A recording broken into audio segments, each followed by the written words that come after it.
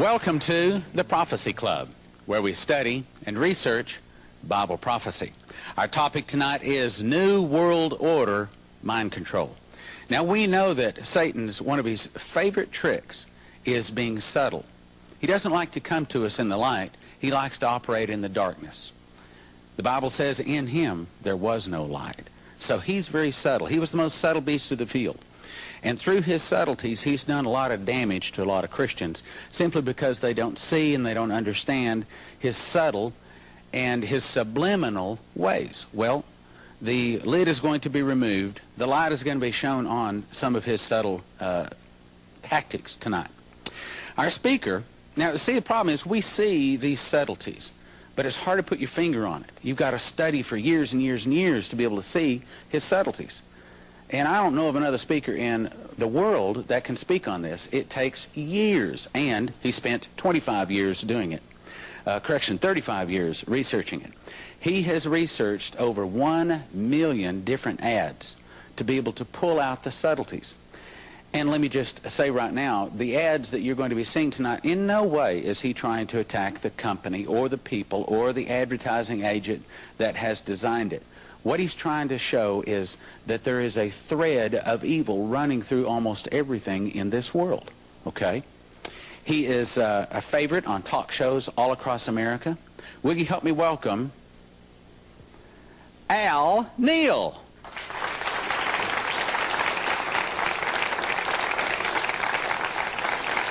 Thank you.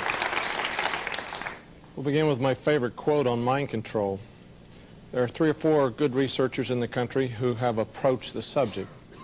But let's just see what they have to say about mind control existing in our day. This is a quote by Alex Constantine. There are only 3 or 4 books available, even if you search on the subject of mind control, let alone subliminals. Notice what he said. The science of mind control has achieved the scale of a criminal subculture and left a wide path of chaos and confusion that crosses all international boundaries. Please notice, he says that this takes place under the nose of the public, and it is obscured by cover stories, even leaving dead witnesses. And notice he says that the reporters are very naive. There are various types of mind control that people are affected with. I'm not an expert on all the subjects. This is an actual transmission coming out of a HARP antenna located in Alaska. I found out that they love to run these at nighttime while the Americans are sleeping, utilizing certain brainwave frequencies. But we won't expound on the subject. Another place where mind control utilizing electronics was experimented at was Montauk on the island of New York. Several books were written. People began to discuss some very far-out theories about time travel. This was a cover. There was no such thing as time travel conducted on Montauk, but there was mind control. This particular radar dish is 3 football fields long. If it's turned in a certain direction on a certain frequency, you will begin to think what is programmed at you. But we have to stay away from the subject of electronic mind control. We're going to go to the print media. We're going to use some ads. I would like to use 1,000 to show you, but some of the advertisers, some of the companies will get very upset. Not casting the blame on anyone, we will show you a few examples so that when you leave this presentation, and our video watchers who purchase this video, they will be able to look at billboards and magazines in a brand new light. Before I get into the actual meat, the actual examples, I want to relate an incident that happened about 10 years ago. I worked for about 35 years trying to crack the code in advertising and in subliminals. It was very slow. When I began to open up the actual language, the actual symbols, the methods, the techniques that were being utilized, I had to tell someone. I had a best friend. He became a captain of a fire department. He stopped by my house one day, and I downloaded very quickly. When I'm communicating on a roll, I call that downloading, just like a computer. You let loose of tons of information in a matter of minutes. Pretty soon I noticed his eye began to twitch, and he got very nervous. And he wouldn't say whether he believed I was telling the truth or if I knew what I was talking about. So he drove down the road and he put it to the Lord this way. He said, Lord, Al says there's a lot of secret messages hidden on billboards, in magazine ads, in television commercials, in cartoons, in movies. He says, I don't know whether to believe or not. So he said, I'm going to give you a little test. I'm going to walk in the first library I pass, and I'm going to pull out a book, and there has to be something hidden on page 666. If you'll show me something extra on page 666 with the first book I pull out of the library, then I'll take that as a confirmation that you're revealing things to Al about subliminals and mind control. This particular friend did not know the difference between the reference department and fiction. He was not a reader. So he went into the library, he pulled out a volume, he quickly turned to the back, and guess what? It did not even go to 666. So he was convinced for a moment that I did not know what I was talking about. As he placed the book back on the shelf, he noticed the book was volume 1 and volume 2. So he said, well, if I pull volume 2 out, I'm still in the same book, and this is the book he removed from the shelf. Volume 2, it was a trade names dictionary. He didn't have the slightest idea what he had pulled out. This is volume 2, and he began to search in the book, and he turned to page 666. You'll notice at the bottom of the page, there's your proof. It was page 666. But he asked for a special sign, something on this page to show that it was not coincidence. If you will notice, there's a certain drug company listing a certain cold remedy, and it's been out for 80 years. It's this cold remedy 666 for your head colds. And a couple other companies that had 666 in their products. And it just happened to appear on page 666. He was convinced. We've stayed friends. I've shown him tens of thousands of ads. Now, we have to start in Scripture. It's very interesting. In the book of Revelation, talking about a future time, it states that the devil himself will be cast from the heavens and forced to come to the earth with his angels, and he will know that there is a very short time.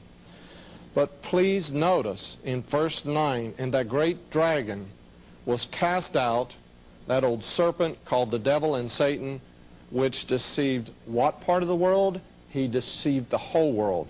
So my first question to you is, how in the world could he deceive everyone on this planet? And just how would he go about this? The answer, of course, is in 2 Corinthians chapter 4, verse 3 and 4. And please notice it says that if our gospel is hid, it is hid to them that are lost, in whom the God of this world, he runs this world at the present time, has done what? He hath blinded the minds of them that believe not. So he must know something about the mind. He doesn't have to have electrodes wired into people's heads. He does not have to come by your house to see what you're reading. He works with the mind. Before we get in deep with examples, let's look at some interesting verses. In the Old Testament, we find a very interesting term. It's called double heart. I wonder what that could mean. Double heart. Every truth has multiple witnesses. So let's look into the New Testament. Here we find in 1 Timothy chapter 3:8 a term double-tongued. Likewise, the deacons have to be grave, not double-tongued. The qualification for a deacon in a church was that he could not be double-tongued. What would this strange term double-tongued reflect? Could it be possible to say something in a sentence or speaking or writing and mean it two different ways? And again, here's your Greek word at the bottom, which simply means two-sounded. But the best one is yet to come. In James 1:8 we read, a double-minded man is unstable in all his ways. We will see a lot of double-minded intended statements and secret communication here. But from the Word of God, it is foretold that these men are unstable in all their ways. Please remember the term, double-minded. And here's that great verse from Genesis chapter 3. and it says that the serpent was more subtle. Please remember that the term subliminal is only a synonym for this gospel word. Everything that's right and wrong, we're foretold in Scripture if you will only read. There isn't anything brand new. There isn't anything that can come from the scientists or underground organizations. There isn't anything that can come from an intelligence agency. But the Word of God hasn't pre-warned us. Please notice, he was more subtle than any beast of the field. And notice this, he was getting ready to trick Eve. There was a negative consequences about to fall on Eve for her actions. How did he hide this negative plan that he was getting ready to deceive Eve with? The first word recorded in the book of Genesis he ever spoke was the word yea. He was planning a negative consequences, but he hid it with an opposite. He worded it very carefully so that she would not be alarmed. So let's go to Webster's, unabridged. This is one of those 15-pound dictionaries found at the library. This is the third book I use behind the Bible in a concordance. It states in the definition from Webster's Unabridged, this is a 1966 edition, that the definition of subliminals is something that falls below the threshold of stimulation. In other words, it's not quite up to a level where you'll take notice and action. There's something else very interesting in this definition. Begin to look down into the sub-definition, because you'll find them admitting right in the dictionary, notice between the parentheses, that these techniques are used in TV advertising. I didn't say that. That's from Webster's Unabridged at your local library. They said such as techniques in TV advertising. There's only one Christian book on the subject of subliminals. It's already out of print. But I will give the man credit for bringing up these issues to Christian people. Here's his book, 1986. The man's name was John Tranter. His little book was called Images. Let's read a powerful quote from his book. Isn't it ironic that the advertisements you thought were so stupid are really intelligently directed towards your what? Towards your subconscious. The left side of your brain is your conscious part. That's the part you do your thinking with. That's where you do your mathematics, your grammar, your analyzing. The right half, the right hemisphere of your brain is your subconscious, and that is the part of your brain that subliminals are directed to. You are not conscious of the fact that you are constantly under subliminal bombardment. Please notice again in the quote that he says these are hard-hitting messages. This has been proven to affect your final behavior. He mentions your purchasing power. And he also states that these men are laughing all the way to the bank. We're going to have plenty of examples in just a moment. We're laying the groundwork. One of the first men to research subliminal information was Marshall McLuhan. He was situated in Canada. His books were printed there. He stated that any ad consciously attended to is comical. Some of them are very comical. He said that ads are not meant for conscious consumption. They are intended as subliminal pills for the subconscious. And again, he's saying that even the sociologists do not pay attention. Now, we studied in the Bible quickly. We read a couple verses showing there were terms such as double heart, double tongue, and double-minded. Let's go see what George Orwell had to say about the subject. This book has been read by most Americans. It's required in some colleges. Most people think it's just a fictional novel. A little bit of background about George Orwell first. He attended what was known as the Tavistock Institute in Great Britain. The Tavistock family donated a castle to the British military, and the purpose was that this castle would be used exclusively for research into mind control. George Orwell attended this Tavistock Institute, so we have to pay very close attention to what he said inside of his book. 1984. He said reality control, they called it in Newspeak. Almost reminds me of a certain news magazine. Doublethink. What could we mean by doublethink? To know and not to know, to be conscious of complete truthfulness while telling carefully constructed lies. Sounds like some politicians I know. To hold simultaneously, notice it's at the same time, to hold simultaneously two opinions which canceled out, knowing them to be contradictory, and believing in both of them, to use logic against logic, to repudiate morality while laying claim to it. And on he goes, saying that a man who's gifted in doublespeak and doublethink could say something for democracy, but actually it was carefully worded to hide his intentions because he was against democracy. Again, in this quote, there's something very powerful in his definition of the term doublethink.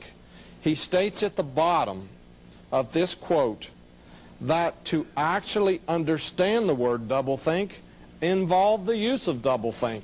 It must be a very complicated process.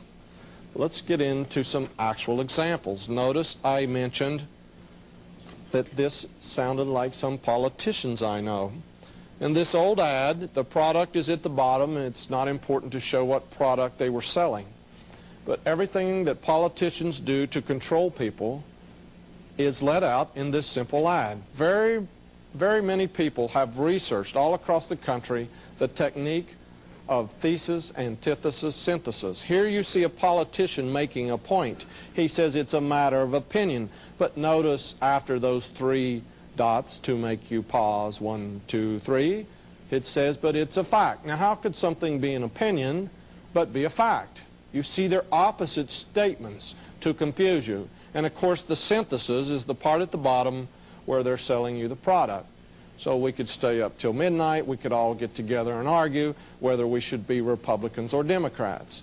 Or we could stay up till tomorrow morning and we could argue about the two big powers in the world, the socialist and the communist, or the capitalist.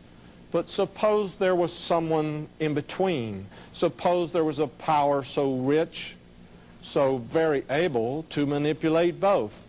You set two opposites in motion so that people will join one side or the other, but the intention is control from the very beginning.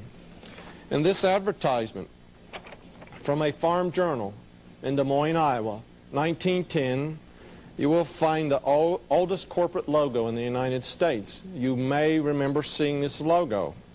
Also, there is a subliminal word hidden in the very name of the company. The simplest example I can give you of subliminal programming is that there are 3 grade school words that control all the buying habits of everyone in the country. 3 simple grade school words are used continually, over and over in advertising. They are, you need, that's the name of our product, you get, you want. We won't show you specific examples so that the advertisers and the companies don't get mad and call me tomorrow. But these words are sometimes used up to 12 or 15 times in just simply 2 paragraphs. The 3 words are often used in the same sentence. You want, you need, you get. By the way, the Rothschild family purchased this company. It was later known as Nabisco. They also owned R.J. Reynolds before relinquishing them. So Malcolm Muggeridge, in his book, he was quoted in The Want Makers by Eric Clark. He said, history, when it's all finished, history will see advertising as one of the real evil things of our time. It's stimulating people to constantly want things, want this, want that. Where do you get that big notion to purchase? It may not be your own. It may be from constant conditioning, because these simple words are used thousands of times every day in simple advertising. Here's an example on a billboard. Please notice the eyes. This technique is also used in advertising. We'll have more to say about it later. There's one powerful word. It was the word want. To make sure you cannot escape the ad, some ads place the words in very large bold letters in their header. Okay, this particular product, no longer available, was a Nimrod camper. For those of you who research Scripture, Nimrod was a very important person. After the flood, he created what is known as the occult today. All false religions, all secret societies, witchcraft, Satanism, anything else you want to include on the dark side, they all honor and worship Nimrod. One of the 10 most important Christian books of all times is Alexander Hislop's The Two Babylons, available at your local Bible bookshop. There's much to say in there about Nimrod and how witchcraft, astrology, child sacrifice, and the holidays that people keep, they all come from Nimrod worship. Before we proceed any further, let's see what Webster's Unabridged says about the term occult. The term occult can be defined as anything that intervenes between your sight and the light. When I ask people on talk radio or in expos or in speaking engagements, I always say, give me a working definition, something that you might purchase that comes between your eyes and the light. Someone in the audience always says, how about sunglasses? I have one company, I will not name them, and 6 of their ads on sunglasses say write us, and they include their department number, that big infamous number 666. They've combined the working definition of the word occult with this infamous number. They're located in New York. On the internet, you can find a man named Michael Hoffman. He's written a book about mind control and secret societies. In his book, he has something very powerful to say.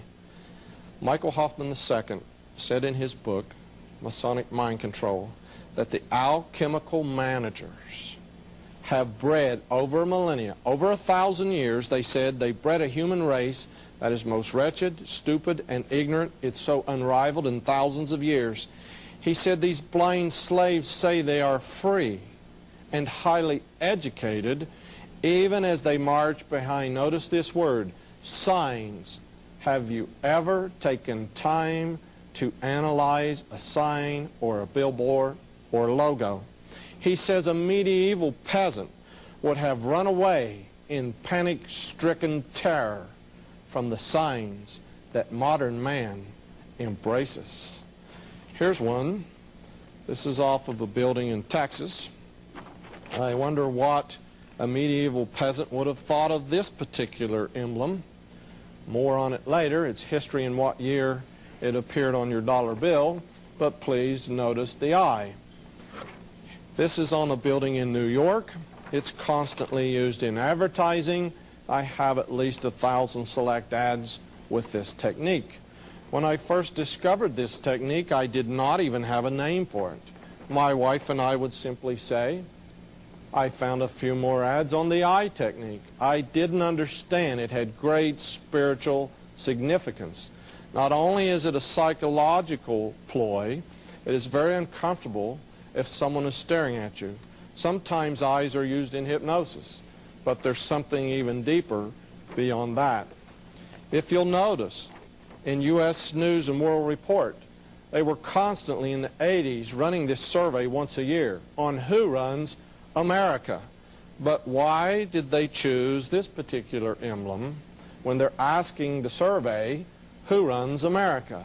There was one banker from New York, Chase Manhattan, who was always in the top 10. But again, let's look to the Scripture for all our answers. No one would believe in this term. This is superstition, and superstition does not exist in the 20th and 21st century America. So what does it say in Proverbs? He that hasteth to be rich hath an evil eye. What in the world are they talking about? Please notice the connotation. It is connected with someone that wants to be rich. I wonder if they want to get rich on Madison Avenue or Fifth Avenue in New York. because this technique has been used in advertising for the past 100 years. But we need a second confirmation. Jesus said in the New Testament, there are a lot of evil things that can proceed out of a man's heart. One of them, he included an evil eye. A man's intentions can be seen in his eyes. You can be controlled by someone staring at you or controlling you. I went to the local bookstore and I discovered there was a book on the history of this whole subject. The term was known in ancient days as fascination.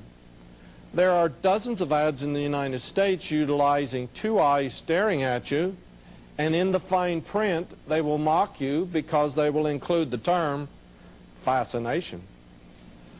I was surfing the internet and found this strange site. Here's the grandson of Aleister Crowley, for researchers who are familiar with that name. It's the man who made black magic return to our century. There's much at your local library about Aleister Crowley, who died in 1947. Notice on this website, it's called the Order of the Evil Eye. We do not need to read all the particulars, but please notice at the bottom it says death to Christianity. I passed 6 or 8 billboards on my way driving here today where eyes were used to control the person in the car reading the advertisement on the billboard. But remember, Michael Hoffman said that a medieval peasant would run away from a lot of signs and symbols that we embrace today. This one is very well known.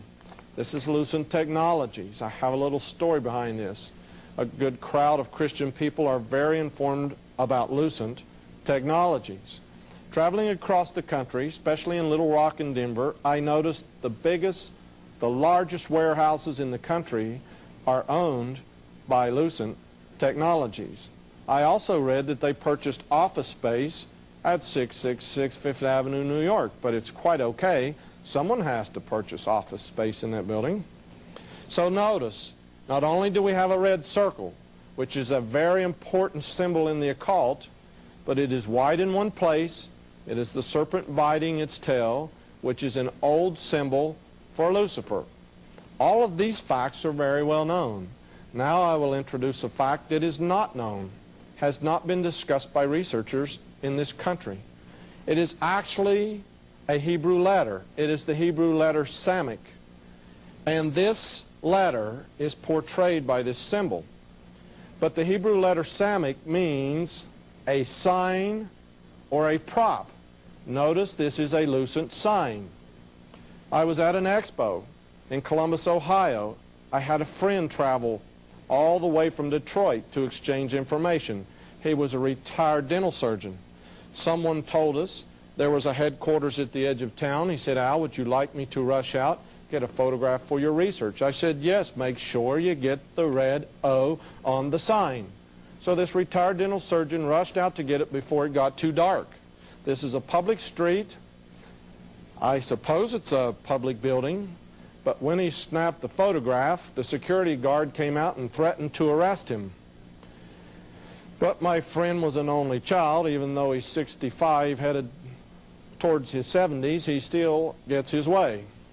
So he backed off very slowly, talking at the same time, until he got close to the car and he threw his camera in and drove off. I did not know it was against the law to photograph a sign in a major city. I guess we have a lot to learn, don't we? Have you seen this emblem before?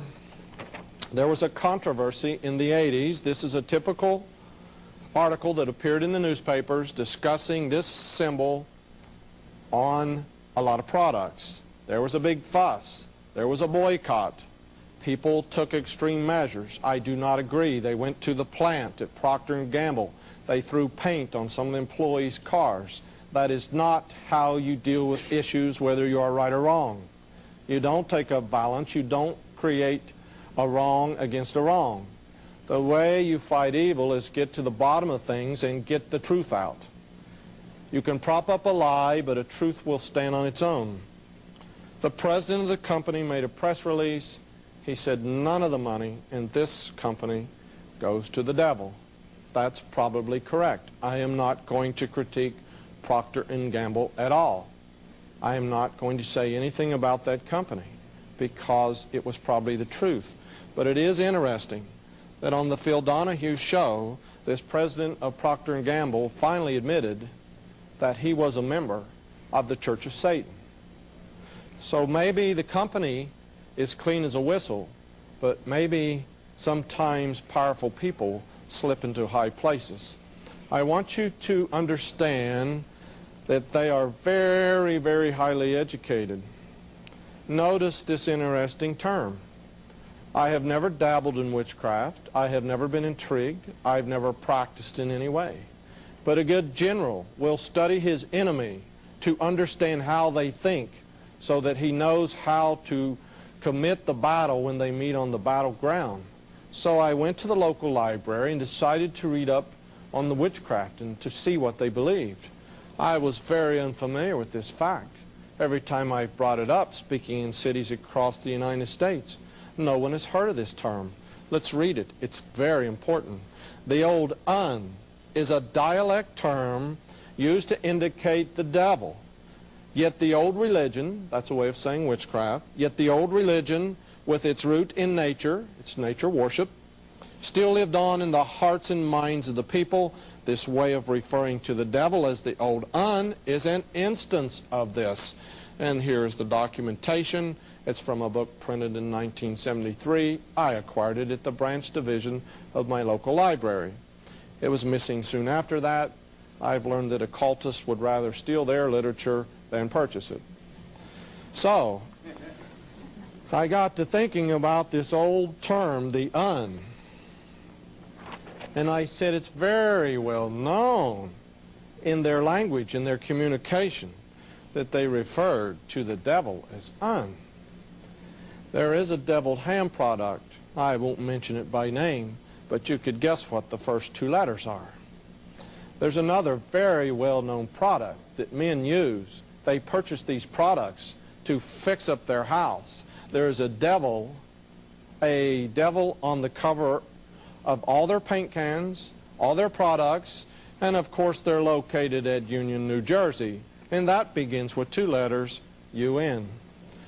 I decided to be bold. I wrote the Church of Satan. I told them I needed an application. They probably thought I would be a member right away. Please notice a few things from the header of the return letter. I have the application. If you're thinking about joining, see me later. I'll get you a copy. Please notice, here's that infamous inverted pentagram. The red circle is very important to the occult. It symbolizes the sun. It symbolizes sun worship. You may not think that's important. I have a dozen to 24 ads where the sun is in the advertisement and the number 666 is also in the advertisement. You may notice there are hundreds of companies in the United States that dot their I, if they have the letter I in their name, with a small red dot. One oil company has one letter that is red and it stands out from the rest of the letters. Enough on the inverted pentagram, enough on the circle. Please notice there are Hebrew letters around the points of this inverted pentagram. I guess Satanists are intellectuals. It appears that they may know something about foreign languages. Please notice the post office box. Is it a coincidence? My question is, why would the postmaster allow some society, but you know we have freedom of religion in America, why would he allow someone like the Church of Satan to acquire a box number 666? Please file in your memory what state it is in, because we're going to do some word play on this state in just a moment. But for this little part, please notice the inverted pentagram. Let's go to Washington, D.C. This is the headquarters for Eastern Star. There are two inverted pentagrams in the iron grill work around the building. Even the ironwork has inverted pentagrams. I wonder about those fine ladies. Have they ever questioned anyone about the symbol for their organization? I think they need to band together and find a new one. Let's do a quick study from the Funk and Wagnall Standard Dictionary of Folklore about a character named Pan. Not everyone is familiar with this character Pan. It is actually a term used for the devil in Greece. You might remember the cartoons or drawings about Pan. But there are some things we need to note. In this little definition about Pan, we learn 2 or 3 important facts. Number one, he was over reproduction of the flocks, usually the goat and the sheep. A lot of these occult groups are protecting what is known as fertility worship. We won't expound on that. You adults know exactly what I'm talking about when I say fertility worship. He had horns. He could only be found in the darkest forest if you went to search for Pan in the noonday sun. He was always in the darkest place. His mere presence created such fear, it is the origin of the word, panic. That's the origin of the word, because of the great fear he created. But this is 20th century America. Why would we begin to mention someone named Pan? Here's Pan on the cover of Vanity Fair. Again, here's Pan on the cover of the New Yorker. Not saying anything against these magazines. I read a lot of New Yorkers. It wasn't meant in any evil fashion. It's just showing that Pan is very well known, even if you make a cartoon or some little remark about Pan. But what is Pan doing in the middle of Indianapolis, in the middle of the concrete jungle downtown? Remember I said Pan dwelt in the darkest part of the forest? Right in the middle of the concrete jungle in Indianapolis, there's a statue of Pan in the trees. He's always found in the deep, dark forest. Also in Indianapolis, someone was playing word games, I believe, because there's Pan's consort, Diana. You can find the word Diana in Indiana or Indianapolis. Word games are prevalent in secret societies. Remember, we're looking for this creature named Pan. This is the Washington Cathedral. This is where your politicians go to worship on Sunday morning in Washington, D.C. It can be located by going to the highest point in Washington, D.C.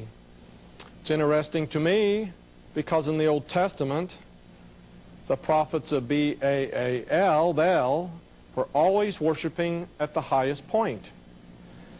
I went in and talked to the female reverend briefly, but please note how high, how tall this cathedral is. Please note the 2 doors at the bottom. Notice above the doors there is some type of sculpture. I won't hold this up too long. Actually, if you figure out what it is, it's very provocative because there are nude men and women in the sculpture over the doors where the people enter. I have enlargements, but we won't show them. I wonder what they worship at the cathedral. But I had to go looking around to see what I could find. So I went to the garden where the trees and the shrubs, and here was Pan at the Washington Cathedral in Washington, D.C. Probably just a harmless little statue. In 35 years of research, the biggest shock to come to me was that the people in secret societies and occult underground groups seem to know more about Scripture, seem to know more about Bible than people who carry one and profess to be God-believing Christian people. Now, they're very, very well versed in their beliefs and Christian beliefs also, and they love to play word games. Of course, Pennsylvania is named for that great man that had liberty, religious liberty in his state, William Penn. But please note that the Romans had another name for Pan. They called him Sylvanus, Silenus, Sylvan, Sylvan, a sylvan compass. There are towns in this country called Sylvan Grove because it's where there are trees. On this map you will note the largest national forest in the state of Pennsylvania. Both words can be punned into Pennsylvania if you're very observant. If you look close, you would have noted that the route number is 666. Here's a product advertised in Life magazine, 1955. It's called 666 and is for head colds. I have ads going back to 1937 advertising this product. I wonder why people would choose such a number for a product. Don't they think they might offend Christian people? I mean, everyone is familiar with that infamous number mentioned in the book of Revelation. Very few Christians realize the number appears twice in the Old Testament. If you'll do your homework, you'll find a common thread running between these verses. God knew everything from the beginning. I did a little research on this company. They are located in Jacksonville, Florida. I thought it was a big drug company. I drove down to take some photographs. It was just one little building under the trees. They had one bronze plaque on beside the door, and it was advertising this product. Maybe this is all they make. Please note the name of the drug company. A lot of people call the name Monticello. Actually, the correct pronunciation is Monticello. Monticello, two French words. So this product is manufactured at Monticello in Jacksonville, Florida. I'm not critiquing their product. I'm not saying that this is more than a coincidence, but I am noticing patterns about some of these numbers and names in the United States. Please keep it in mind while we study this great road. This is a federal road. It was in 4 states 2 years ago. The state of Arizona voted to change this route number. They said we do not want Route 666 in our state anymore. I think that's the way things should be done. If your product number or your name begins to offend people, why not change it? Why not take into consideration even the beliefs of Christian people, whether there is no evil intention at the beginning or not? Here we have a road. This is a federal road. It goes between states. It used to go up from the Mexican border up through the state of Arizona. It turned east and went into Gallup, New Mexico. Then it turned north and went through the southwestern corner of Colorado. Then it turned west and found itself in the state of Utah. And that's where it ended, at Monticello, Utah. Now we have a match. Twice we've used the term Monticello in association with the number 666. But then again, I wonder how many people even read Hebrew. I'm not a scholar. I do a little Hebrew studies to see what I can find in the Old Testament. The Hebrew word ta means a mark. This road ends in Utah, and it is actually the serpent hanging on the cross, because this road weaves itself around 4 corners, USA. In 1984, here's proof from Time magazine that they made a specific number appear when discussing the relationship of a new phone that they were going to promise the American people. They said, we can put a phone in every automobile. They had a name for this new system. This is where it's being introduced, 1984, Time magazine. Bells are ringing on the road. I think that's great.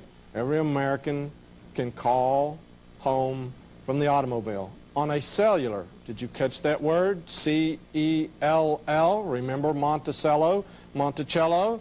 Every American may call home on the way from the office on their new cellular phone. In this article, we are told that the FCC allotted 666 channels for cellular telephone. I think that's a great number. This is Time magazine, 1972. If you are not aware of the fact, there is an occult revival in the United States. Do not get angry. I think it's the only revival going on in the United States. Please note, there's that five-pointed inverted pentagram again. There are a lot of symbols, and these symbols go beyond just advertising. Of course, Time magazine did not mean this in an evil way. I'm not critiquing Time. I get Time and Newsweek every week. I have for a decade. But I'm saying they even know it's portrayed, showing you that these occult groups use this inverted pentagram. But you can leave logos. You can leave words between sentences. And you can go all across the country. And these people are using messages. They're sending them in a variety of ways. This is Athena. This is a statue. This is located in Nashville, Tennessee. If you would like to see how tall this statue is, please note one of my friends traveling with us at the bottom. This is in the Parthenon. This building is within a quarter inch of the actual size of the real Parthenon that was built in Greece. Now, in this Parthenon, there are a number of things to denote. When you go, they give you the official lecture, and these are the largest bronze doors in the United States. This statue is so high, don't forget that little statue she's holding is a god called Nike, N-I-K-E. The word means to rule over, to conquer, or victory. We'll come up again with that word later in this presentation. Please make that note. Please file that in your memory. That's the god Nike. I think I've heard that term before. If you're very observant, you would have noticed something beside Athena's shield. The city of Athens was named after this goddess that protected the city, Athena. Did you notice anything by the shield? We find a huge serpent. My favorite thing to do in researching is to do word studies. They call it etymology. I love to study the origin of words. I found in my concordance, most Christians have a Strong's or Young's Concordance. Sometimes it's located in their online Bible on their computer. You can look up Greek words and Hebrew words that appear in your Bible. I found a word very close to Nash. Remember, we're in Nashville, Tennessee. One word said a charmer. When I did research on this particular word for charmer, it said to control someone by repetition in music, for all you Nashville country fans. But it could just be a coincidence. Maybe it was not by design. So I studied a little further, and I found that this word Nash was also related to a word that meant the bite of a serpent. I wonder if they know that in Nashville. Then again, it could all just be a coincidence. And of course, these things are built simply for the tourist, you know. Here's the Parthenon. They were renovating it when I was there. The next time you go through Nashville, turn off the interstate. It's only 2 blocks away. It's quite interesting, some of the things that are built in the United States. Please do not tell my friend Al Cuppet that one of his relatives are on the statue at this university.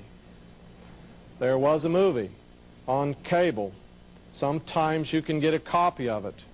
It was called The Brotherhood of the Bell, B-E-L-L. In this particular movie, our hero finds a conspiracy because all the men in politics, all the men in big business have attended the same college. It's just a fictional movie. Movies are created for you to take a break from reality, so don't think too analytical when you're watching a movie.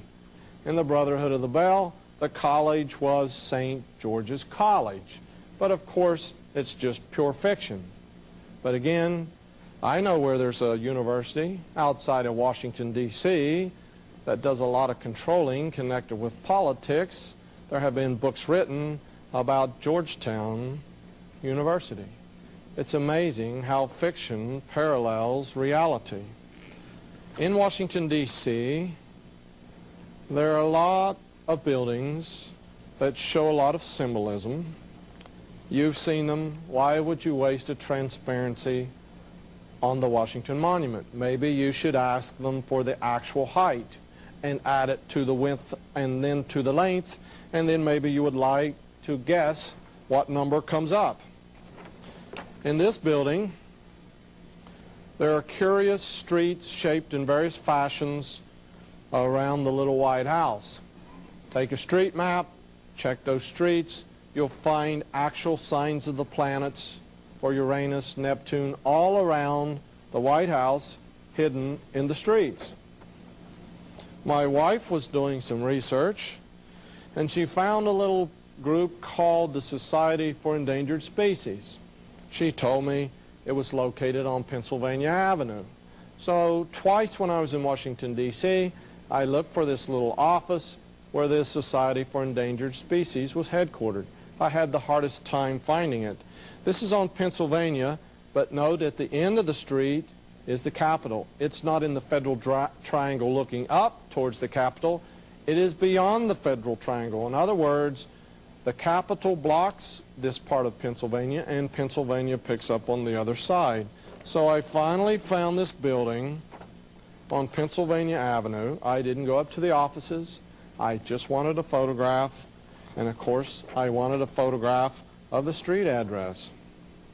Please note the word Pennsylvania, and here's that big infamous number popping up again. Here's their back door. You couldn't see the Pennsylvania with the other photograph because of the trees, but then I asked, how many facts running concurrently with the same words and the same numbers, how many do we need to make it a conspiracy? Do we need 100 examples? Do we need 500? Now you know why I have 1 million ads at my home. There's a favorite number that appears all over Washington, D.C. Here's a bank. Maybe it's a coincidence. I'm not critiquing this bank. I just wonder why people would purchase a building that even had this number in the address. I think I'd take the one next door. Now, in Washington, D.C., there's a lot of pressure. What do people do for pressure? Well, they love to go out to a movie. So here's the theater where most people go in Washington, D.C. when they're wanting to unwind, they're wanting that release, they want to get away from reality for just a little bit and unwind. The name of it is the Janus Building. I've been reading Alexander Hislop's monumental book, The Two Babylons, for 30-some years. If you'll look in the index, you'll see that the term Janus was always associated with the number 666. But of course, this could be just one huge cosmic coincidence. You'll have to forgive me. I think I have a transparency out of place. I've been traveling a lot this week. I don't even know how that one got in there. Okay. Here's an old ad, 40 years old, from Life magazine. It's the American Railroads. And please note, someone is communicating with someone else. Someone knows how to communicate in a quick symbol, just a couple of words. I think we have a speaker coming up on the Prophecy Club tour that will be on this subject because he is an authority. But quickly, I would like to show you some things I've noticed. This is Indianapolis. This is the Masonic Lodge. I came across it at nighttime. Someone sent me down there. It looked like something out of 1001 Arabian Nights. People fly in from all over the world to view the architecture. If you go to Alexandria, Virginia, you will note this building. This is called the Masonic Memorial to George Washington. It's a very interesting building. I've been inside. You can go to the top. It's built in an incredible manner. It's a great building. Please, the next time you're in Alexandria, please go inside this building, the Masonic Memorial to George Washington. Of course, it just happens to be 333 feet tall. Now, in Washington, D.C., there's only one statue of a Confederate war general. This is that Confederate war general. His name is Albert Pike. A little research will show that Albert Pike was the founder of the Scottish Rite, the southern jurisdiction of Freemasonry. He was also one of the 3 men who founded the Ku Klux Klan after the Civil War because he was a Confederate war general. I could expound on this subject. I'll leave it to other speakers. Yes, there is evidence he was a Satanist. I had to take that photograph over the top of the police cars because this building to the right is the Justice Department. I wonder where they plan to place things. Does anyone do any research anymore? This is the building where all the high masons, your politicians from either party, meet on Albert Pike's birthday. This is the House of the Temple in Washington, D.C.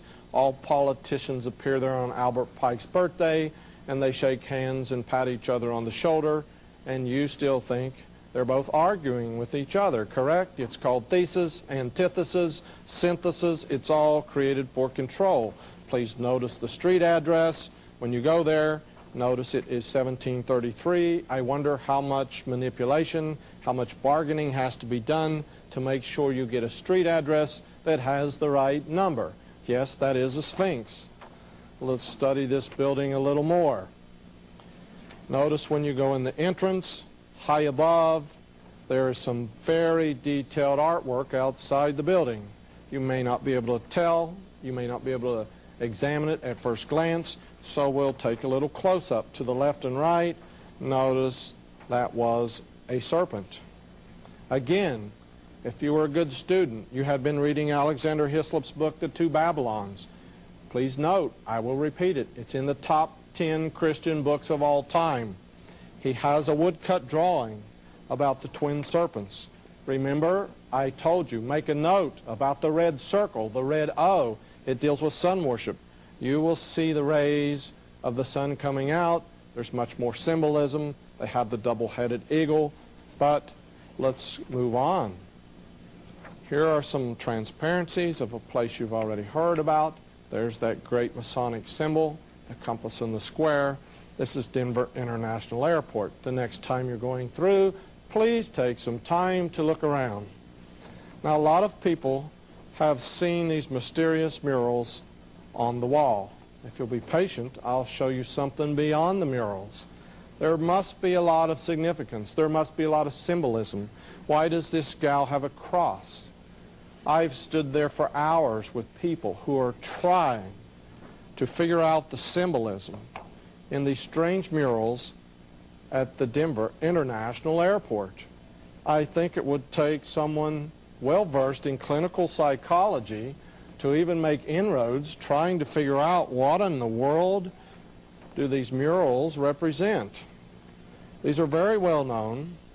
You can even bring them up on the internet if you want to study some of these pictures yourself. But I decided to look around a little further. And when I looked around downstairs where they load the luggage, I found two curious creatures high up on a post. Here's one. He's in a suitcase. There's a plaque for him. He also has a companion on the other side of the building. They are both located in the International Airport. The next time you're there, please go downstairs. Please take a look around because there's much, much symbolism. I talked to a lady who grew up there. She used to ride horses there. It was her home place. She gave me first-hand information about a lot of underground dwellings, a lot of land that had been manipulated. Please check out the International Airport. Not only is there symbolism at the International Airport in Denver, there's symbolism all over the USA if you just knew what to look for and knew how to analyze on your own. There are a lot of people have seen or heard about the Council of Foreign Relations located in New York, usually abbreviated as CFR. A lot of research has been done, a lot of names have been named, people in government, people on the news, and so this seems to be a hotbed for some type of inner workings in New York. So I wouldn't just merely go up to take a photograph. I always have to go looking around. Please don't tell them what type of car I drive. That's me sitting in the Bronco. My photographer's across the street. I don't want them to know when I show up. So please note very carefully, the building to your right is the CFR. It's the side of the Council of Foreign Relations in New York. At the bottom, there seems to be two doors that look almost identical. One door seems to be a delivery door to the CFR. The other door, the same size, is going to a building on the opposite street facing the opposite way. It had an address number 660.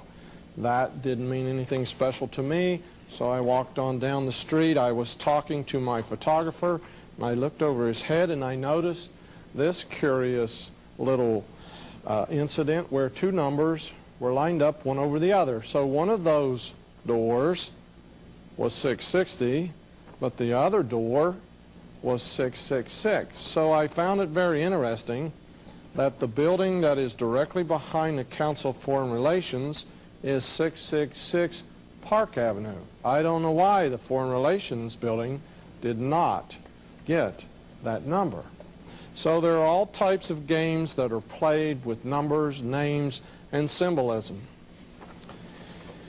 I went to Kent Island, Sunny Isle, Kent, away from Washington, D.C., and I looked around. There wasn't much there, but I was familiar with some wordplay.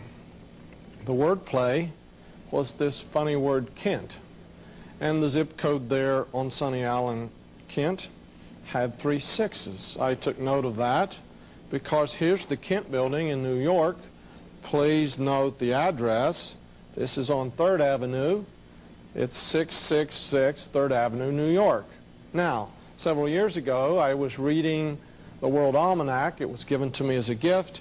I try to read everything I get my hands on, and I made a special mental note because the American Association of Advertisers were located at 666 3rd Avenue, New York. You may remember Samantha on Bewitched, her husband was in advertising. Her husband was not only in advertising, the boss was Larry Tate. My favorite Bewitched issue is where Samantha hypnotizes her husband. She says, "Please don't tell the world I'm a witch." She gives her husband Darren a dream, and in the dream he dreams that the boss found out that Samantha was a witch. In this dream, the boss says to Samantha, he says, "You know, with my brains and your voodoo, we could control the world." But don't get alarmed, because it's just fiction for entertainment. On the back of this building at 666 3rd Avenue, there's another building. They're joined together with concrete. This is the Chrysler Building, very well known with its gargoyles on the top. In other words, 666 3rd Avenue is concreted, cemented to the Chrysler Building, because this becomes wordplay. We have a number, and we have a name hidden in a name, Christ. If it's coincidence, when you get home, please dig out your Rand McNally Atlas and denote the fact that that's the number going up from Corpus Christi to Corpus Christi Lake in Texas. Again, the word Christ with Route 666. In 1944, up through 1947, this number appeared periodically in advertising. And by 1947, there was a movie made called Jassy. In the movie, there's a man named Chris who gets thrown out of the card game because he has 3 sixes, and his opponent across the table also has 3 sixes. But again, they were putting the word Chris, denoting Christ, by the number 666. Here's one of my favorite buildings in New York. It's very early in the morning at the break of day. If you look down the street by the skyscrapers, you can find that infamous number. I have at least 14 ads from companies that are headquartered at 666 5th Avenue, New York. I won't name them all. I'm not accusing them. I just wonder why so many companies have to be headquartered in the same building. I think it's because there's not any office space left in New York. Then again, why do some of the companies run occult words? Like one ad I have, the first 2 words are the devil. There are many of these companies, if you'll just watch real close in the fine print when you're looking at an advertisement. Here's another view. I'm at St. Patrick's Cathedral. My photographer is shooting down the street to show how far away you can get and still see this great big number. At night it glows in red neon on 3 sides. You can see these numbers glowing on 5th Avenue for at least 15 blocks. Again, we're getting closer to the building. Please note, at the bottom of this building, hidden between the skyscrapers, is some type of cathedral. I didn't check to see what denomination. I just wonder how they enjoy their service when they're underneath the shadow of this huge number. In the late 80s, there was a small newsletter that appeared in the country which included occult symbols and tying the conspiracy to the black arts. This newsletter was called Conspiracy Tracker. In one issue, they stated that the Rothschilds had an office at 666 5th Avenue. Again, on the bottom floor, please note, the name is only the name of the contractor who built this building. There was a strike the day I took the photograph. We had to wait 20 minutes to get a clean shot without the taxis. They thought it was great. They thought we were photographing the strike that day. Now, at the bottom, you can barely see it. It is the headquarters for the Italian Airlines. It is the headquarters. It is the direct route from Rome to New York. If you go down either side of the Italian Airlines, you have to go through a long hall to enter this building, and you will come to 2 sets of glass swinging doors. Now they have a guard inside. He's about 6'5". He's very well versed in body language and clinical psychology, and you may not enter the building unless you have a reason or a pass. But I want you to take a close look at one of the sets of glass swinging doors. They want you to make sure you know where you're at. This is just one set. Please notice how many times the numbers appear on the doors. Now I want you to do some more research on your own tomorrow. Please call your local librarian, tell her you're researching glass, and you need a number from the Dewey Decimal System at your library on glass. And maybe, without calling, you could guess ahead of time what number may come up.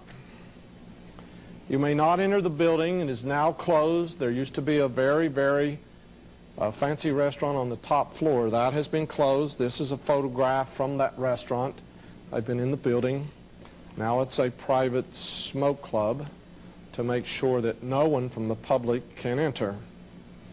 I had a comic book I collected in the 70s, and it had a very diabolical message. I'm trying not to name the company that printed this comic book. The cover was a hero. He was called El Diablo. That is Spanish for the devil. This was the hero. This comic book came out every month. Are you watching what your children are reading? El Diablo was the hero. In this one particular issue, the cover of the comic book was about missing children.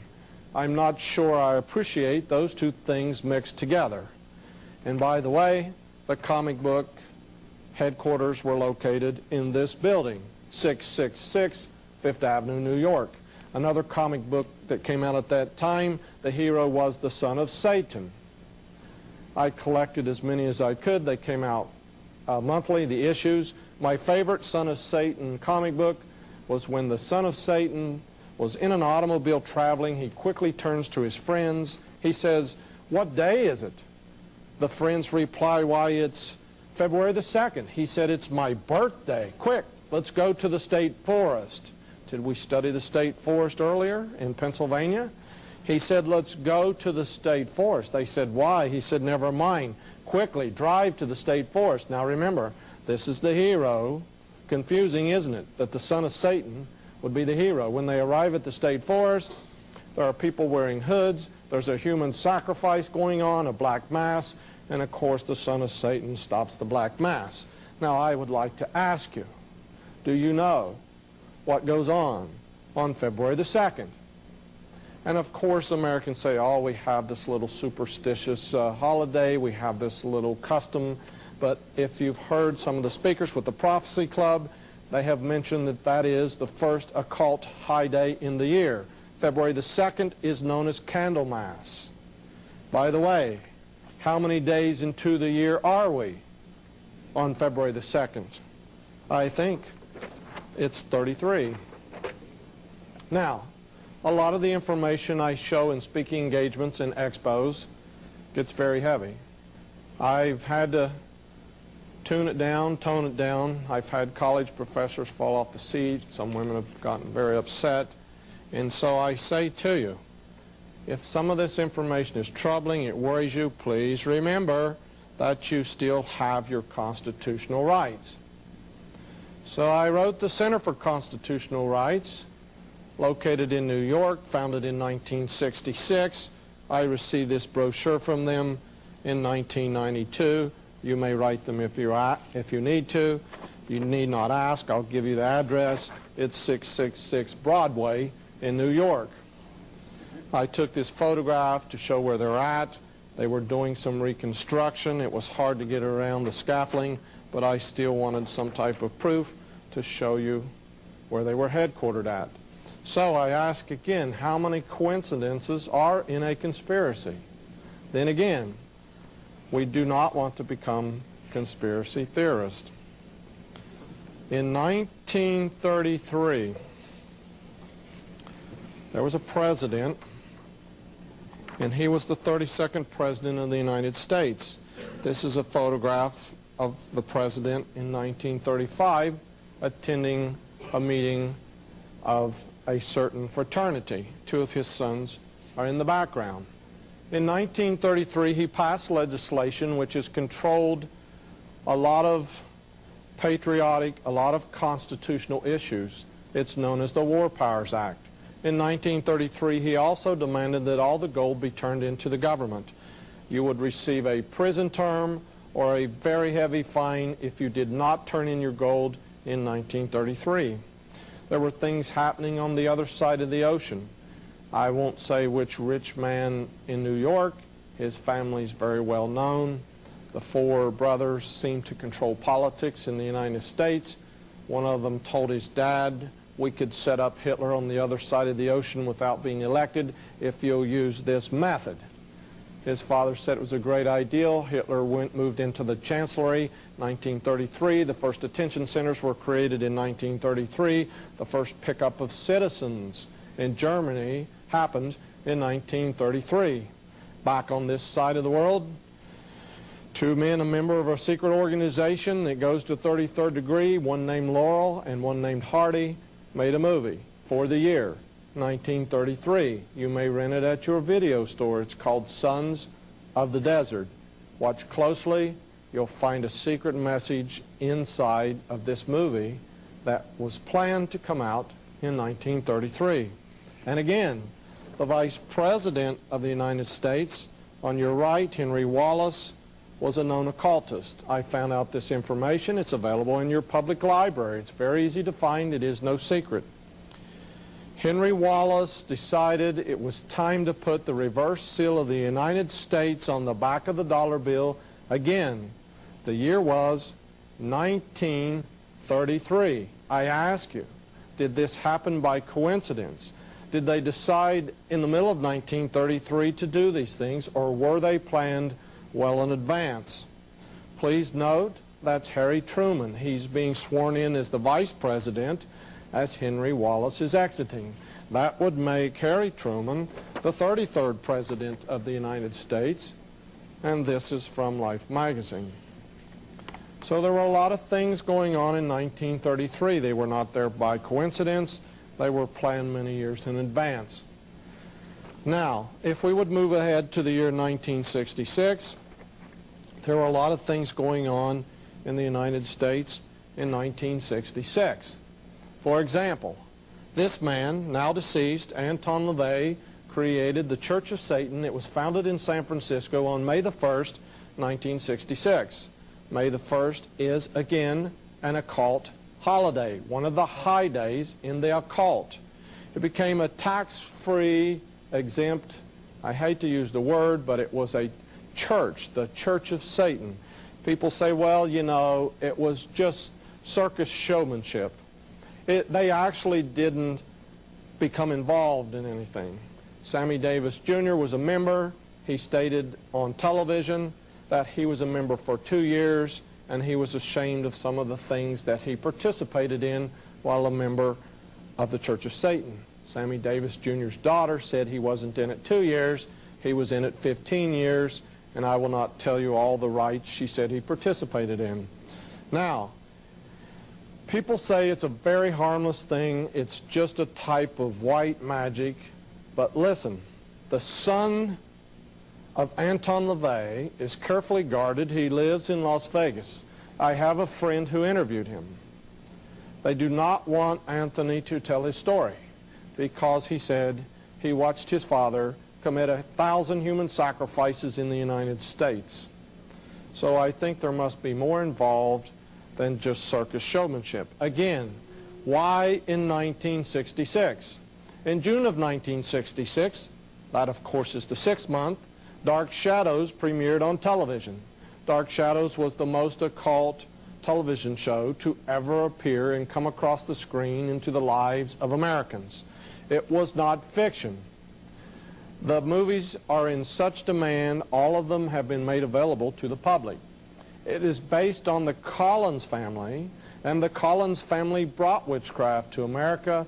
This was noted by Fritz Springmeier, a former Prophecy Club speaker. Of course, the Collins family changed their name to Todd in the Civil War. Back to 1966, Science and Mechanics, a magazine for men, in June of '66, that is the 6th month, had an article called The Return of Witchcraft. Now, what is an article on the return of witchcraft doing in a man's magazine, Science and Mechanics? Again, advertisers had a heyday in 1966. People were asleep back in 1966. There were motorboats sold with devil tails in the advertising. The automobiles had devil tails because people understood the significance.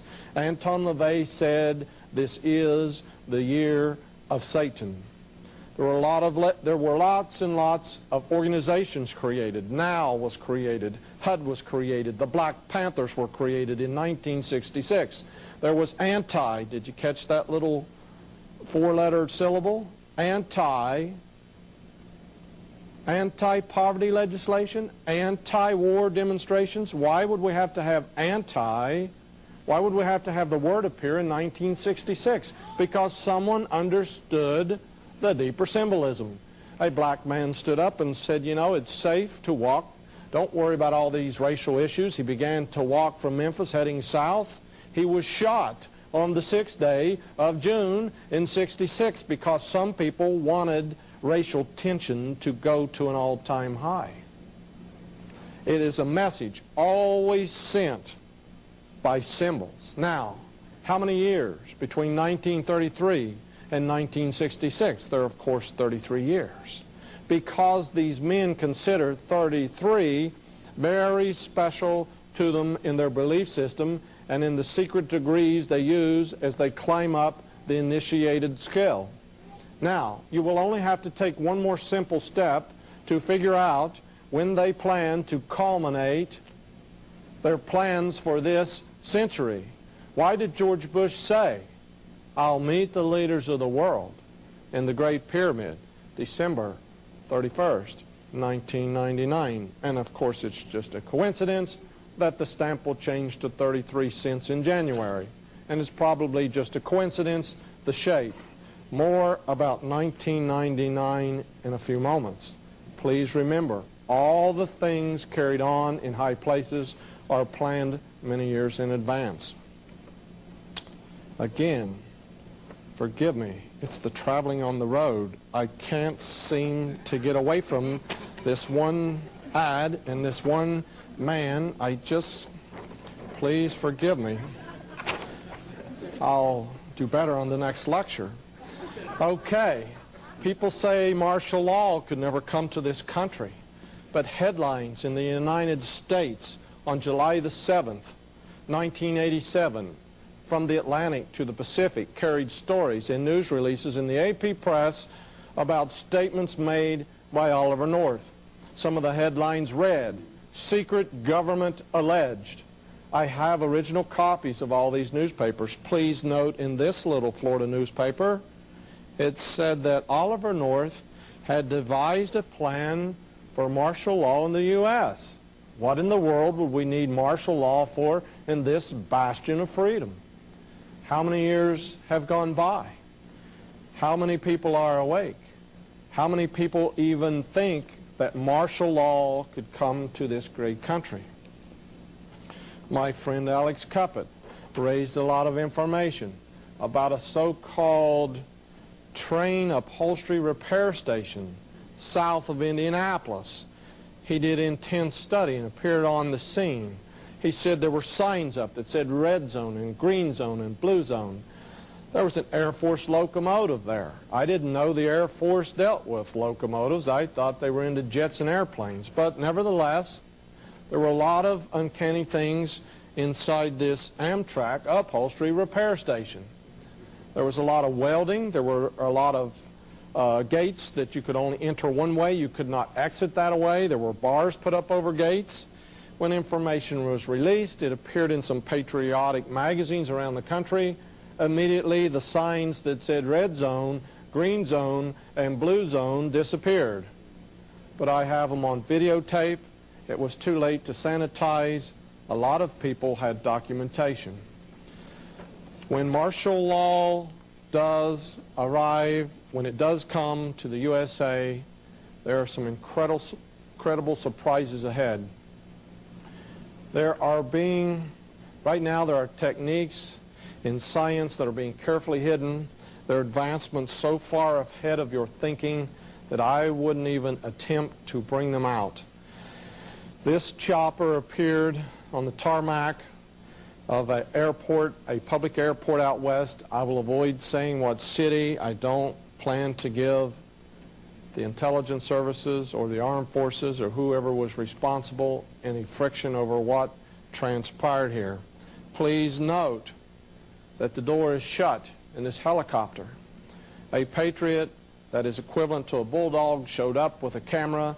As soon as he pointed the camera, the door was slammed. There are only a couple inches left open. If you look carefully, you will see a canister that looks like a large milk crate from old times. This particular Patriot does not understand the word no. There were two men guarding this helicopter with submachine guns. In the original photo on your extreme left, there is a man holding a machine gun. There's a guy inside with a machine gun. He crawled across the airport, his friends guarding him. He went inside to inspect the canister, and there were miniature genetic beings, hearts beating, legs kicking. I will not let out any more information. They did a trace. They know where it came from. They know where it went. But apparently someone is tinkering with science. Genetic engineering is a reality. There's a whole lot going on that the public is not aware of. Now, helicopters, detention centers. You've heard my friend Al Cuppet. He put out the warning. That was his expertise. I won't expound on it. But let's tie it back into this subject. People say, never in America, no, not here. In this Time Life graph from a book on prisoners of war, available at your local library, I found an interesting little notation. This map symbolizes detention centers in this country in World War II for German soldiers. Please note at the bottom of this little picture that there were 666 detention centers for German soldiers at the end of World War II. I think if I was working with those detention centers, I would have built 10 more just to say there were 676. I do not understand why anyone in our government would want this number to appear on anything. This is an ad. I'll leave out the product at the bottom. I am not critiquing the company that ran this ad. It appeared in 1972, Better Homes and Gardens. It was for the American housewife. They were introducing the barcode.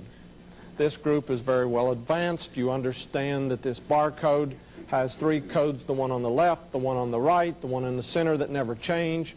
Of course, the first half of the barcode is different from the second half of the barcode. It uses a different numbering system. The light, the dark are read by the laser. They can tell where the product was manufactured, what time, the cost, whatever information they intend to encode. Notice on the right-hand side that two thin lines denote the number 6. There are two thin lines above a 6. All these bars change except the long one extended at the front, the one in the middle, and the one at the end. This is very well known. There have been articles written, books written on this subject. Now, go beyond that. This was 1972. Can you read the subliminal line at the top of the ad? It reads, "This is the beginning of the end." My Bible in Revelation chapter 13, verse 17 and 18 states there'll come a time when people cannot buy or sell except they have the mark, they know the name, or they have the number. Every can of food in your cabinet in the kitchen contains this bar graph. You can't buy or sell food without having this number. So what might that lead to? Here we have the number. This number has appeared for decades. I have ads that are 80 years old with the number 666 in them. I will not name the company. There were ads in World War II about shoes for sale. They appeared in major magazines. They would place one shoe beside another one, and they would ask you in the ad, can you tell these shoes apart? This one is very expensive. But guess what the price was of the other one, which was only an imitation? I'm looking for an imitator. The Bible warns us that at the end of time, an imitator will appear, saying is Christ associated with that number. But what about this part about being beheaded? This machine was invented in the 1600s. The Greeks had a very crude form of this machine, but it was used for decapitation in the 1600s. Now I would like to show you a famous Mason I found on the website. You may recognize his name. And of course, here's a drawing he presented to the French government about this wonderful machine that would give death without suffering. Now, when will these things come to pass? If you understood subliminal language, if you understood that everything that's going on is right in front of you, you would not have to guess, you do not have to research, you do not have to ask. They are constantly putting it in front of you in books, in movies, constantly telling you what will happen next. For proof, I want to show you a major novel. This novel came out in 1957. That was 40 years ago. This book is available at your local library. It is required reading in some colleges and in some universities. When I go to expos and I speak about the real meaning behind this book, some people get extremely mad. I've noticed some people leave imprints in hardened concrete when they leave the room if you critique this book or this author. There are several websites. She has a cult following. That's what the Saturday Evening Post said when they ran an article about this woman. It utilized the term cult, C-U-L-T. Now, this book in 1957 was written not as fiction. It was truth disguised as fiction. Ran was one of the mistresses of Philip Rothschild. Philippe Rothschild. It's a very well-known wine. Now deceased, but in those days he ran the world. The top 3 Rothschilds are called their tribunal, and they make all the decisions. Philip asked her to write this book intentionally. The rich and the powerful call this the code book. The rich and the powerful place a very expensive copy of Atlas Shrugged upon their coffee table, so anyone entering their house, anyone going into the living room will know that they are an insider. Now, all the plans of the Illuminati were hidden within this book. It runs about 1,100 pages. Where are the plans? The same place all the information is placed. It is between the lines, out of context. I want you to take special note of some quotations I've extracted from Atlas Shrugged. In light of all the things I've tried to tell you, let's start with this particular quote. There are two people having a discussion on a railroad. Dagny, I'll always bow to a coat of arms. I'll always worship the symbols of nobility. Am I not supposed to be an aristocrat?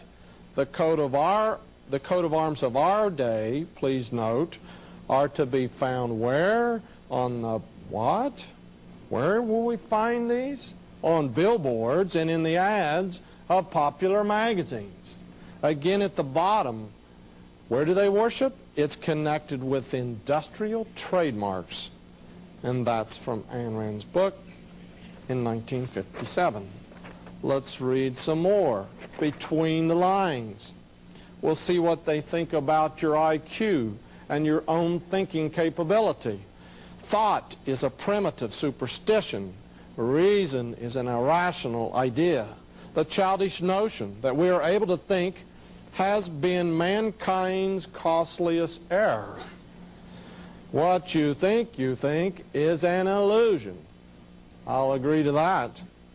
That gray matter you're so proud of is like a mirror in an amusement park which transmits to you nothing but distorted signals from a reality forever beyond your grasp.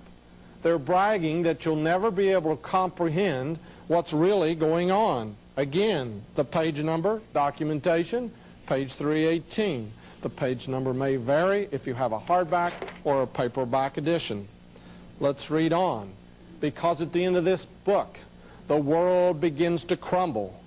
It seems like people are begging for something to happen to rescue them. And why? Because the economy of the United States is crumbling at the pillars. And what happens in the end of the book? The President of the United States has to invoke presidential executive orders. I said the book was written in 1957. We are now in the last chapters of the book. Maybe you are unaware about executive orders, about the continuity of government. You need to do some homework before it's too late. Now let's read the quote. What will they eat while they're waiting? There's got to be some victims in times of national emergency. I suppose there will be some victims in times of national emergency. It can't be helped in times of crisis. Economic service to the nation is just as much of a duty as military service. Please note, anyone who abandons it should be regarded as a deserter. It's just a fictional book. Don't be alarmed.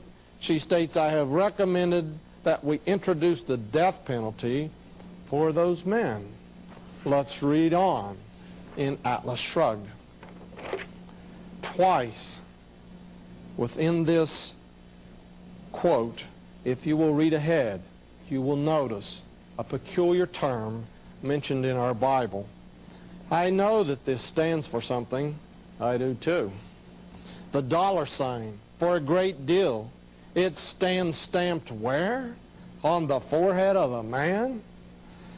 Stamped on the forehead of a man like Hank Reardon as a mark of damnation? Incidentally, do you know where that sign came from? It stands for the initials of the United States. Do you know that the United States is the only country in history that has ever used its own monogram as a symbol of depravity? Ask yourself why. Ask yourself how long a country that did that could hope to exist, and whose moral standards have destroyed it.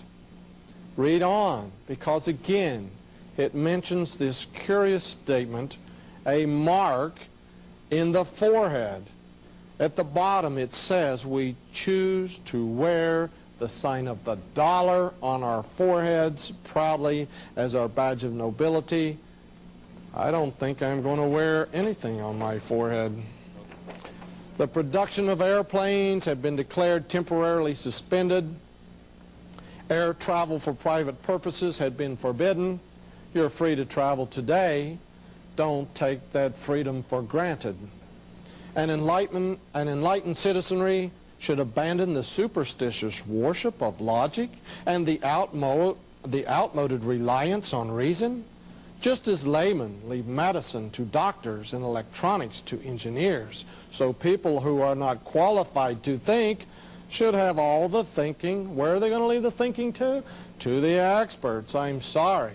I enjoy doing my own thinking, and I don't like the experts to tell me what to think. I seem to have a problem of thinking on my own. Notice the quote was from page 863. Again, from Atlas Shrugged. It's a great responsibility, said Eugene Lawson, to hold the decision of life or death over thousands of people, and here's that famous Illuminati word that appears on almost every page in her fictional novel, to sacrifice thousands of people, the decision of life or death over thousands of people, to sacrifice them when necessary. But we must have the courage to do it.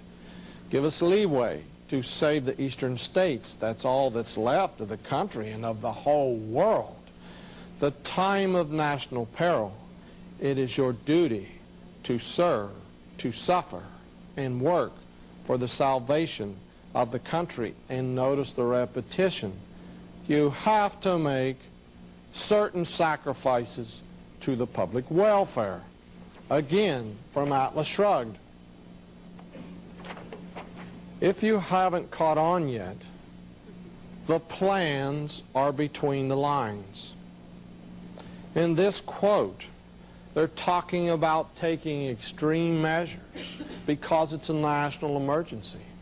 You can't have lawlessness in the streets, but what's this about even putting critics or dissenters to death? But don't worry, it's only a release. That's what fiction is created for. On page 1024 we read, for instance, in view of the desperate shortage of food, it has been suggested that it might become necessary to issue a directive, a presidential directive, ordering that every third of all the children under the age of 10 and of all adults over the age of 60 be put to death to secure the survival of the rest. I don't find that interesting, even in a fictional novel. The plans were set in motion in 1957 in this code book. 40 years have gone by. You may obtain a copy at your local library. Don't go out and purchase one. Read between the lines, and you can find out what they're planning. At the end of the book, a man named John Galt has gathered together the brains of the world. They've gone to a retreat to let the world crumble around them. They know that the world will beg them to return and rebuild society. And they go to a retreat in the mountains of Colorado. But no one can find them because they have inventors, and they know how to project pictures so that anyone who even flies close to their retreat will only see a picture projected into the sky. I have a friend who got a call in Wyoming, the state above Colorado. They said, Dave, you better get in your plane. You better drive down and check out this mountain in Colorado. There's some strange goings-on the top of this mountain. So he jumped into his plane. He flew down to Colorado. He noted there were tractor-trailer trucks circling and winding around the little road heading up this mountain. He kept the plane just circling the mountain and watching. He'd go around the mountain and come back. The tractor-trailer trucks were driving up the mountain, and all of a sudden they drove right into the mountain, right through the rocks and the trees and the ground, and he found out it was a holographic projection protecting the tractor-trailer trucks driving into the top of this mountain. Yes, there were some good patriot generals in the United States that heard about this. I had access to a private teleconference where a dozen of them were trying to decide whether there was any hope left, whether there's any chance to stop the New World Order. One of them made the comment, it sounds like Atlas Shrugged. By the way, their conclusion was this handful of good, godly, patriot military men, they said, we think it's too late to stop them. They have too much money and too much power. How could martial law appear in the United States? The term is now used continuity of government. There are two or three ways. The people themselves may get to a point where they ask that something be done about lawlessness in the United States. It is true that children sometimes see things on television, sometimes they read something and they're influenced to commit a crime. But the major media would not release the fact that one of these boys now going on trial was involved in Satanism. His students said he was involved, his girlfriend said he was involved, but the major media did not release the information. Again, yes, children do imitate things they see. In this strange book called Remote Control, available at my local library, they said that people do watch crimes committed on TV and commit copycat crimes such as thievery and murder. There's a funny little twist to this. It's called Remote Control. There's a sci-fi movie called Remote Control where everyone who watches this particular video from the video store commits murder with anyone they're in the room. The name of the sci-fi is called Remote Control. You see, mind control goes beyond just selling things, mocking the public, mocking the Christians. This man's name is Chip Tatum. He was an assassin. I won't say for what group. For a professional government agency. He was known as a black op helicopter operator. He could fly into any country in the world underneath radar. He worked for 25 years at his trade. I made friends with him just to find out the inner workings on how mind control works in high places. He told me they have drugs. I will not name those drugs. I know what they're called, but we don't need to let that out. He said they have drugs where they can compromise anyone in the world. He said within 2 months after the G7 meets, they will get their papers telling who to assassinate or who to compromise in the world. He worked at this for 25 years. It was kept totally secret even from his wife. Chip Tatum stated, there was a general in Central America who constantly resisted taking orders from the New World Order. They flew in on a helicopter. They took him out to dinner. They put this particular drug in his drink and in his food. Within 30 minutes, he was a hypnotic victim. Any command given to him, he would obey. They used this drug on him for 2 weeks. When the 2 weeks expired, he could not even remember where he was, where he had been at. Under this hypnosis, he was given commands to do awful things that we do not want to list in detail. We don't want the children to hear it. Then they videotaped him. At the end of the 2 weeks, they walked into his office. He couldn't recall where he'd been. They told him again to jump in line for the New World Order. He said, I will not. They said, view this videotape. How would you like the people in your country to have this videotape? Yes, he took orders from the New World Order after that. Very advanced types of mind control exist in the USA and in the world. This is John Rappaport. He wrote a book, U.S. Government Mind Control Experiments on Children. Yes, charges were brought up in Congress by 2 very courageous ladies. But in this book, let's read what's been going on since the 1950s. In the mid-1950s, children were brought to the United States from Mexico and South America. They were considered expendable by the CIA. The CIA performed horrendous experiments on them. Then, lessons about what worked in brainwashing were applied to other children. The best and brightest in America were carefully selected. It was as if CIA experiments hoped to establish long-term control of the minds of these children for the future.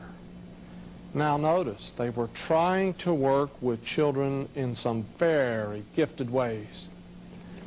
Several decades ago, this book appeared. It was called The Control of Candy Jones. It was published by Playboy Press in the middle of the 70s.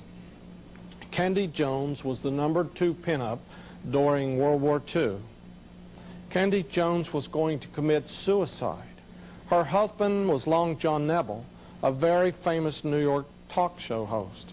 He also knew some things about hypnotism. She had a hard time going to sleep. Long John asked if he could hypnotize her to help her sleep at nights, and she began to rattle off all this stuff from a spy novel. Because, unknown to her, she had an extra personality that had been created over the years by professional men in military places, and she had been taking communiques to armed force people while she was on her USO tour. The book can still be found in some used bookstores. In 1977, there was David Berkowitz. This is his arrest. He was known as the Son of Sam. Now, David Berkowitz took the fall. He would not say that anyone else was involved in these murders in New York in the 70s. New York got so tense, women would cut their long hair, thinking that the Son of Sam enjoyed shooting women with long hair. All of New York was in terror until David Berkowitz was arrested. Let's look in his apartment. There was a hole on the wall, and he made a cartoon because the hole in the wall looked like a face. He says, "Hi, my name is Mr. Williams, and I live in this hole. I have several children who I'm turning into killers. Wait till they grow up." What could he have meant? That they were turning children into killers. Later there was research. Later men did some great research, and they figured out that David Berkowitz had to be working with other people. They contacted him in prison. They kept asking him. They kept interviewing him until he admitted, yes, he was working with Satanists. Let's see what he said in Maury Terry's great book, The Ultimate Evil. "I'm serious about all this." This is David Berkowitz speaking. "There is no reason why I shouldn't be. Sir, Satanists, genuine ones, are peculiar people. They aren't ignorant peasants of semi-illiterate or semi-illiterate natives. Rather, their ranks are filled with," please note this, who are filling the ranks? Doctors, lawyers, businessmen, and basically highly respectable citizens. Now notice, they are normal on the outside at least, but what is he saying about these people? They are following Aleister Crowley's commands, and they want to do all these evil things. Let's read on about what David Berkowitz says. This is from page 308 and 309. "There are certain powerful persons who are able to gain entrance into other people's," we're dealing with the subject of mind control, they have the ability to enter other people's minds and souls. You ask about Satanists? I'm not talking of thrill seekers who hang on to and join every anti-establishment group which comes along. What is he talking about here? If you'll read on, he says that they love a good kill. At the very bottom, he says they are half-mad zombies.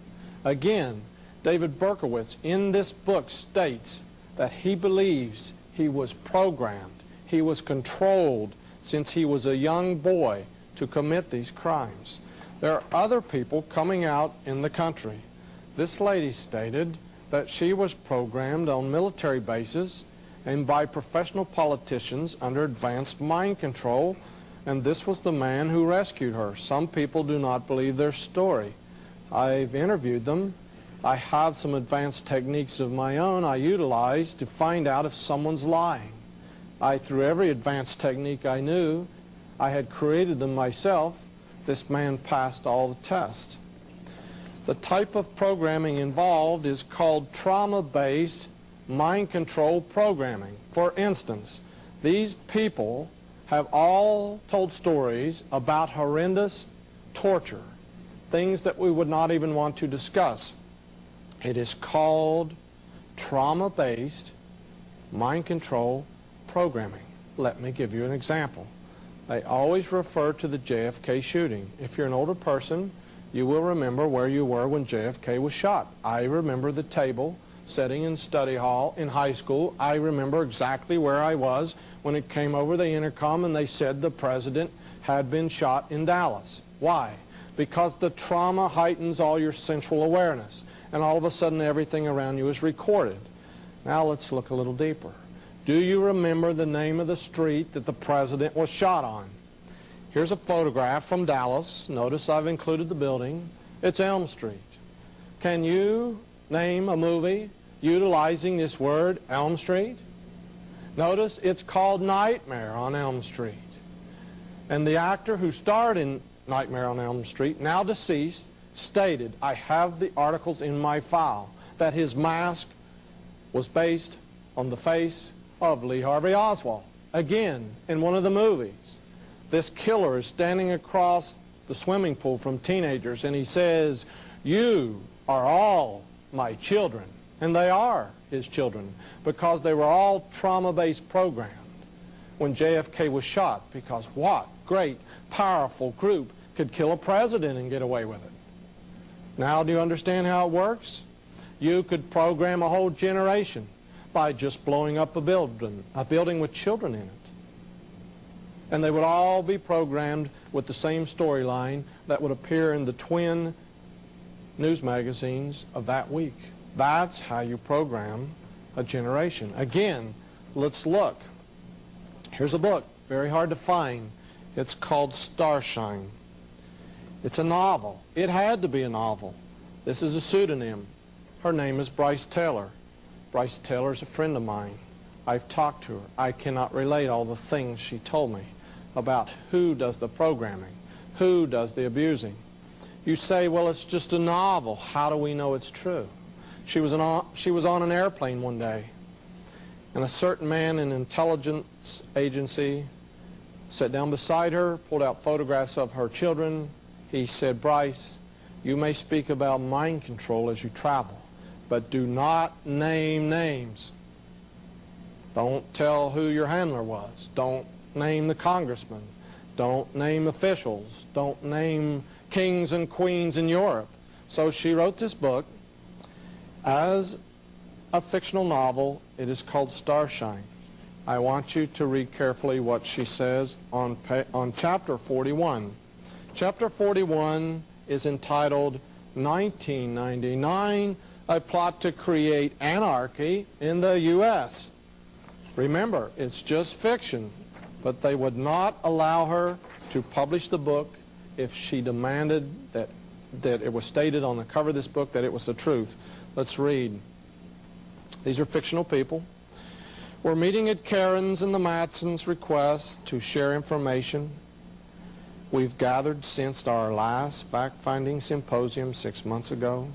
Each of us agreed to interview therapists, social workers, police officers, and ministers in our states to determine how many children and teenagers have surfaced with symptoms of 1999 programming, because it is the truth. It is a fact. We're going to get more documentation in just a moment from another author. And again, this 1999 programming is mentioned in Bryce Taylor's fictional work, and the page was page 244 for people who are sticklers for documentation. Now, the next book can be found on the internet.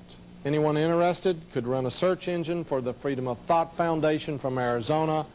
Walter Bauer has written an incredible book about 800 pages in length. In 1978, Walter Bauer wrote his first edition of Operation Mind Control. He had a hard time getting it published, but eventually some people surfaced to help in the funding. All the copies of the original Operation Mind Control disappeared in a matter of weeks. Later he found out it was the intelligence agencies that had backed him and helped him publish it so they could buy up all the copies so no one in this country could read it. Copies now go for $650. So this time he did it right. This is the revised and expanded version. You can order it. There are a few copies left. It's very expensive, but it runs about 800 pages. You can chat with Walter Bauert on the internet. Please check it out, because notice what he says inside his book. Here's a quotation concerning two fictional doctors. No, these are real doctors. He has initialed their names to protect them. Again, it's almost like Bryce Taylor's quote, Dr. A. We've heard the patients say, many of them. What does he say? It's the year what? It's the year 1999, and again we're discussing programming. We're discussing programming where violence is to be committed, escalating up to that year. Now why? Why are so many children committing murders in classrooms of parents? Could there possibly be a connection? Now, I'm going to go to a subject that for a few moments will seem to be unrelated. But if you will look closely, we're going to tie them together at the last minute. In Walter's book, he states that these people are programmed according to the Greek language. He says that alphas appear to be sexually programmed. I mean, they're betas, they're deltas. Notice he says that deltas are programmed to be killers. There's thetas, they're psyche killers. This is from interviews conducted by psychologists, professional deprogrammers, and therapists. All the information was pulled together. But again, he states that they're using Greek letters to do the programming. At the bottom, again, he mentions another letter from the Greek alphabet. For example, he states that omega programming is a program built into these mind-controlled victims where if anyone tries to interview them, any professional therapist tries to help them, they commit suicide because they're programmed with omega programming. So apparently more than just the doctors understand the Greek language. I won't leave this one up too long lest you figure it out. It's very fuzzy. It's a neon sign in the window in Washington, D.C. It's a Greek letter. When I went down the street, I saw the Greek letter. My photographer was in the car. It was Christmas time. I said, jump out and get me a photograph. There was no place to park. He said, why? I said, it's a homosexual shop. He said, how do you know? Because they always use this particular Greek letter. It's a secret form of communication. He said, Al, sometimes I worry about you. Till he went inside and he took a good look. And then he ran out the door. He said, oh, no, you won't believe all the lesbians, all the homosexuals were in there buying the worst literature. And he said even, there were even in the window 2 male little elves kissing, 2 little female elves kissing. It was Christmas time. He said, how did you find this out?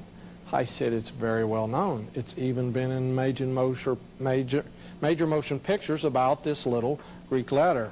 Now let's move on to Hebrew letters. You do not have to be a scholar.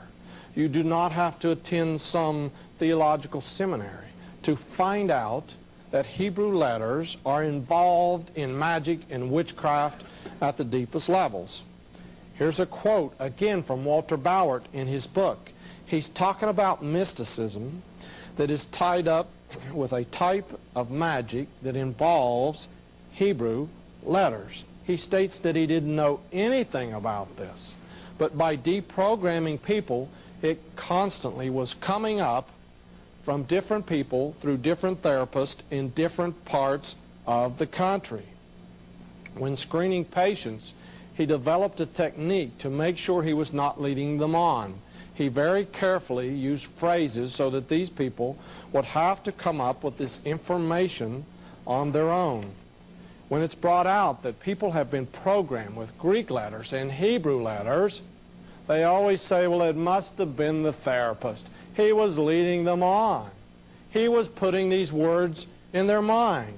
Again, let's get some more proof. A former Prophecy Club speaker, Fritz Springmeier, stated in his monumental book the very same fact, that Hebrew and Greek letters were used for programming in this advanced MK Ultra, Project Artichoke, Project Monarch mind control programming. Notice the page numbers. Page 68. Again, he's stating that the Illuminati is using Hebrew. And they're using these to label the different altered personalities when they split the personalities in these victims. The personality split is created by extreme torture. Let's read a little. In the second quote it says, the programs are put into a system and given codes. These programs use Greek, Hebrew, and Druidic letters or other esoteric languages in their activation codes. Now again, at the bottom he mentions again Hebrew letters. That's page 334 and 335 of Fritz Springmeier's monumental book on mind control, once sold at the Prophecy Club. Do we need more proof? What does Fritz say? He says an ex-programmer states that the Illuminati mind control intentionally used verses from every book of the Bible. The programmers also intentionally used everything Jesus said in one distorted way or another in the programming. Now they're using the Bible and verses in connection with this mind control programming. Remember earlier? I said the biggest shock I've received in 35 years of research is that the occultists seem to know more about the Bible than the people that carry them. They actually use the verses in the programming. Again, let's finish this little quote.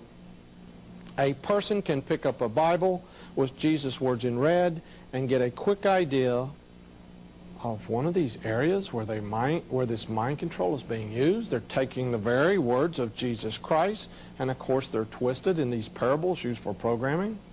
Can we find documentation in other places? Here's an incredible book, The Symbolism of the Eastern Star, one of the best books out by Dr. Kathy Burns. Notice again, she says that this science is secret. And at the bottom, there's a very powerful part of this quote you need to read. That it seems to appear like meaningless jargon, but this is a necessity to conceal the secrets from the profane. What secrets? The secrets of mind control, the secrets of mind-controlled assassins, the secrets that are going on where people walk into post offices and begin to do shootings, people who commit mass murders before gun legislation, people that have mass murders going on even in other countries. In England, there were mass murders and shootings in Australia to help in that gun legislation.